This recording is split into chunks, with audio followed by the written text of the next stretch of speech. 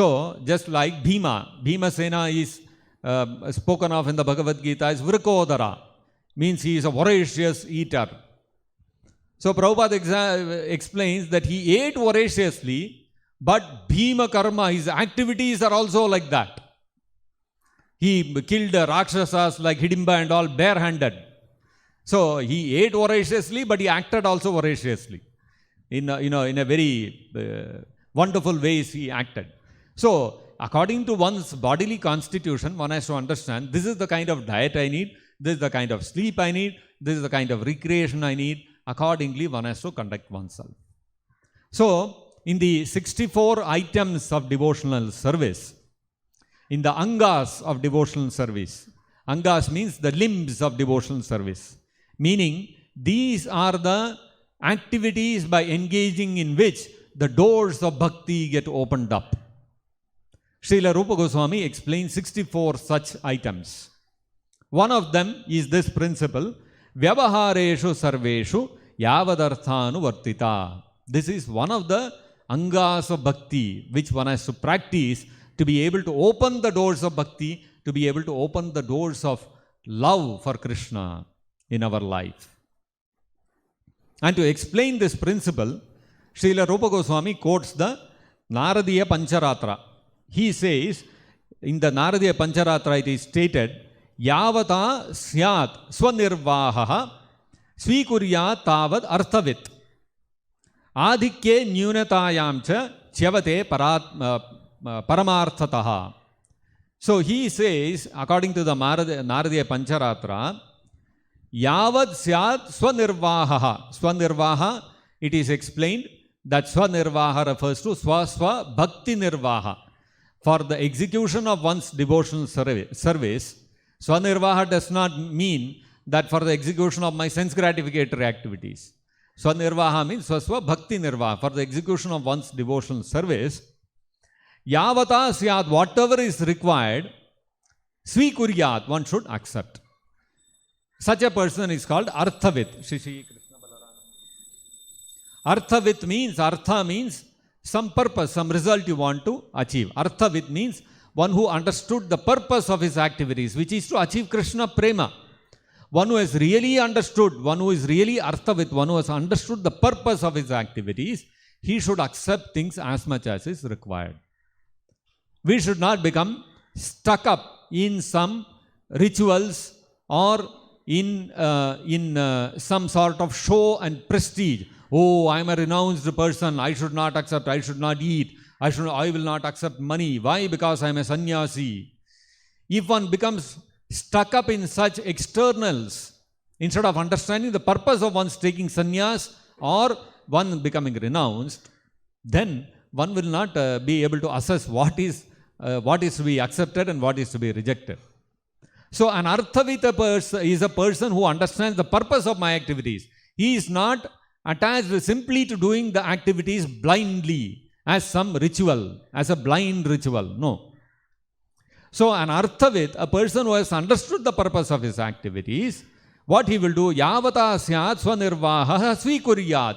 He will accept whatever is required for the execution of his devotional activities. Adhikye Nyunatayamcha. Adhikya, accepting too much, more than what is required, or Nyunatayam, accepting less than whatever is required, Chyavate Paramarthataha. It will lead to one's deviation from the path of spirituality. That means one bhakti will get destroyed if one endeavors to gain more than what is required for one's devotional service, and one will lose one's devotional service if one tries to manage with less than whatever is required also. So in both cases it will affect bhakti negatively. Why? Because if one accepts more than what is required, what will happen? One's senses will become uncontrolled and one will become a sense gratifier. Then one will start running after the objects of the senses. Bhakti will be lost. On the other hand, if I accept less than what I need, what is the problem?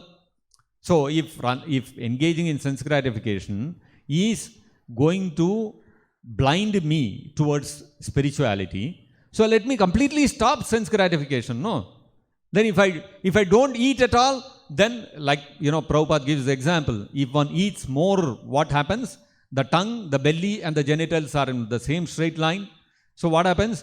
If one tries to satisfy the tongue too much, the stomach will start demanding, then we'll have to satisfy the stomach. And if you overdo the filling the stomach, what happens is the genitals will start demanding sex.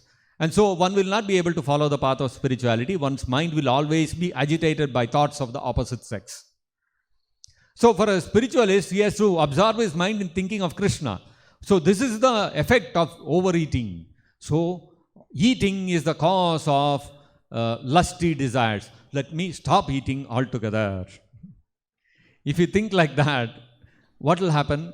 Actually, your mind will not get absorbed in Krishna. The opposite will happen. Why? Because we have to understand there is something known as Shushka vairagya and there is something known as Yukta vairagya. Shushka vairagya means dry renunciation.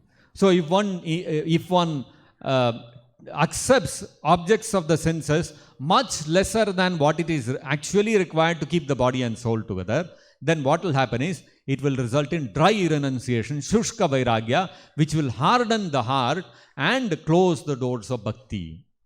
The heart has to melt, has to become soft in the love for Krishna. That will not happen if one engages in activities of Shushka vairagya. That is why yogis and jnanis who engage in severe austerities, they do not get attracted to the pastimes of Krishna. They think, no, Krishna's pastimes, these are all material. These are all not for us. We are advanced beyond this. So why such thinking? Why that attraction for Krishna's pastimes and Krishna's holy name does not come? Because Krishna's holy name is so sweet. Once if Krishna's holy name has entered somebody's ear and through the ear it has entered the heart, that person will no longer be attracted to anything else. Once one has heard even a drop of Krishna's wonderful pastimes, after that he will not be able to remain attracted to anything else in this world. But then there are so many impersonalists, yogis, they are so severe and so advanced in all their austerities. Their kind of austerities we will not be able to perform. But when they hear about Krishna, what happens? Their heart does not melt. Why? Because their heart has become hardened by Shushka vairagya. And this Shushka vairagya comes when we accept objects of the senses much less than what is actually required to keep the body and soul together. Therefore, Bhakti Rasamrita Sindhu states, the principle is Vyavahareshu Sarveshu, in all our activities, Yavadarthanu Vartita. We should accept whatever is required to keep our body and soul together, neither more nor less. Adikye nyunatayam cha chavate paramarthataha. If we accept more or we accept less, it will be detrimental to our devotional service.